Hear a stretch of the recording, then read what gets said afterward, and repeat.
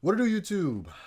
Obviously, you already know Tua has been named the starter week 8 against the Los Angeles Rams.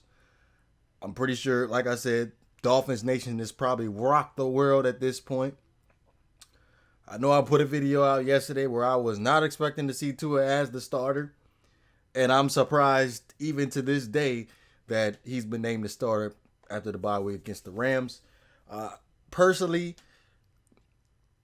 looking at Ryan Fitzpatrick, I'm gonna start off with Ryan Fitzpatrick first because um, I said this yesterday.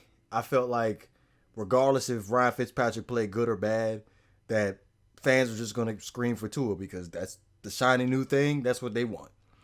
Now,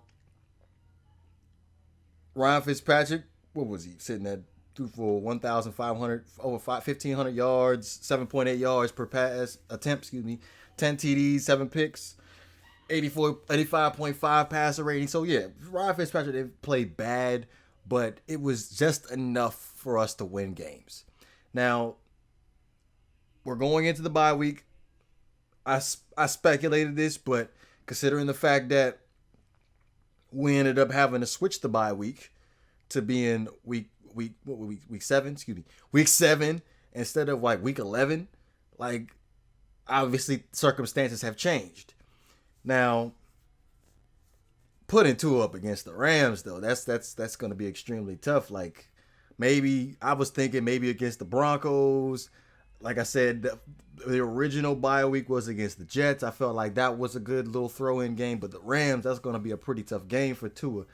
But let's just rewind the tape back because I remember us having this conversation like how just I was probably at the top of the list for not wanting to draft Tua at 5, and I'm going to stand by that.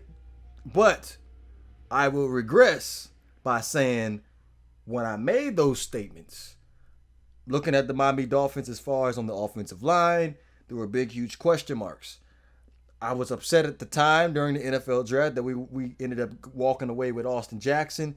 Not exactly, we were unsure about what was happening at the right tackle position and the right guard position, but I will give credit where credit is due.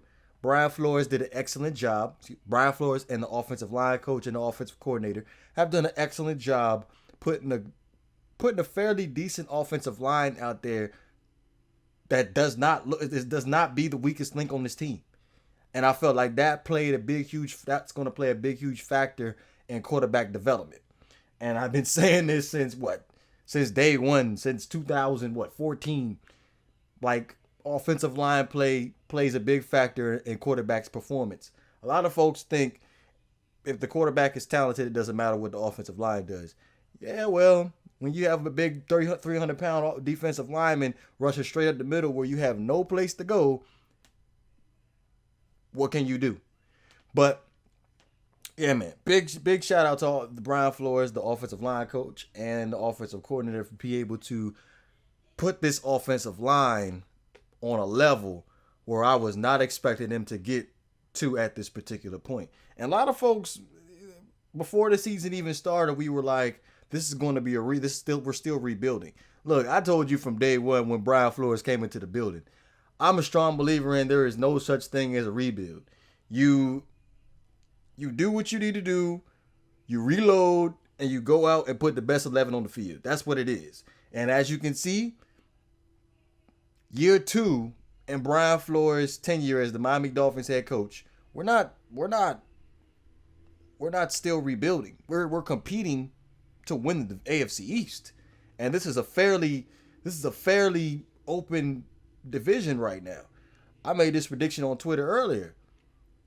Looking at the Buffalo Bills schedule, it's a good possibility how I've just predicted their record. They can go 7-9. Because like I'll just start off with week 17. They had the rematch against us. We at home. Like I feel like it's going to be a very, very, very different game when it comes down to week 17 again. Then they ended up having to play the New England Patriots twice. They have to play the Steelers. They got to play the Seahawks. They got to play, the Niners. Like I say this time and time again, I'm just not a believer in Josh Allen as a quarterback. They've beaten teams that just just don't have good records. But I feel like we're just getting off topic when it comes down to Tua, right? So obviously we're going into the bye week. This gives Tua an extra week to prepare. Based off those 2 throws from Sunday, really, I can't really tell you anything. Folks will swear you blue in the face like nobody else can make those throws. Come on now, let's calm all that down. Like, the voice of reason, all right? The voice of reason, humbleness. I'm not going to say that we're going to go undefeated from week 8 to week 17, but I got to see. I'm excited too. All right, I'm excited too because we've came a long way, right? We came from the whole fiasco between Ryan Fitzpatrick and Josh Rosen. Now we went to the fiasco of Josh Rosen and Tua, and now we have we went to the is Tua ready? Is Tua hurt? Is Ryan Fitzpatrick really a better quarterback than Tua? And now we finally get to see in week 8. Yes, we had to wait 2 weeks, but we finally get to see in week 8 what exactly are we going to get from Tua. Don't jump the gun just yet. I'm hearing and seeing a whole bunch of people saying we finally have our franchise quarterback. We finally have franchise quarterback. He only threw 2 passes, and we were up by 24. He only threw 2 passes. Let's see. Let's take this one game at a time, and then we gonna evaluate this week to week. But like I said, man, kudos to Brian Flores. Like I said, the offensive line came together a whole lot quicker than what I was expecting, especially with the player personnel that we bought in here that I was not expecting us to sit back and be able to do what we do. And I think that played a big, huge factor in Tua being able to play concerning the 2020 season, along with other anomalies like you got Justin Herbert out here playing, you have Joe Burrow out here playing. I felt like those were big, huge anomalies right there. And then of course, just the fact that the mediocre play of Fitz. It was just mediocre. He wasn't playing great. It was just mediocre. But also, I just want to shout out Ryan Fitzpatrick too as well, because I feel like the best moment of a football player I've ever experienced was Ryan Fitzpatrick just cheering the crowd on. I know that's a lot of people's favorite moments, but that's my favorite moment too, man, because when you're a competitor, when it doesn't even matter what sport you're playing in, you don't want to give your job up. I know I don't. But for you to sit back and just be like, here you go, kid. I want you to succeed. Like, that's just a very, very special moment. But let me know what you guys think. You know what it is. If you enjoyed the content, please don't forget to hit that like and subscribe button. To his first game, week 8 against the Los Angeles Rams.